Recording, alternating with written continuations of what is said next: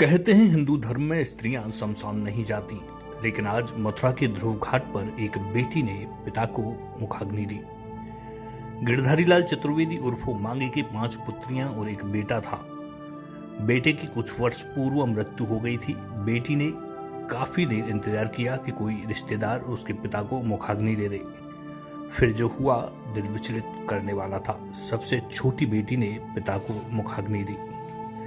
आज मथुरा के शमशान में हृदय को झकझोर देने वाला यह वाक्य घटित हुआ, जब एक बेटी ने अपने पिता को मुखाग्नि दी। उसकी अश्रुधारा रुकने का नाम नहीं ले रही थी। बार बार पिता को याद कर वह फपक फपक कर रो रही थी और ईश्वर से कह रही थी कि प्रभु अब और किसी के सिर से पिता का साया न उठने देना। कोरोना के कहर ने आज 5 बेटियों के सिर से पिता का साया छीन लिया था।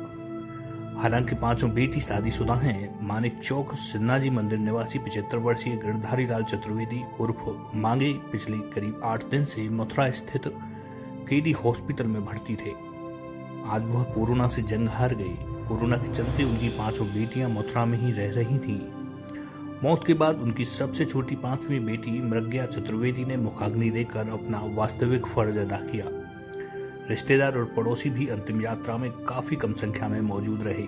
मुखाग्नि देने वाली उनकी बेटी मृग्या ने बताया कि उनकी ससुराल ककोरन घाटी पर ही है, लेकिन पति मुंबई में नौकरी करते हैं, इसलिए वह भी उनके साथ मुंबई में ही रहती हैं। कोरोना के चलते होली पर वह मथुरा आ गई और तब से यहीं रह रही हैं। आज उनके सिर से पिता का साया उठ गया। आपका शुभ नाम क्या है? मृग्या चतुर्वेदी।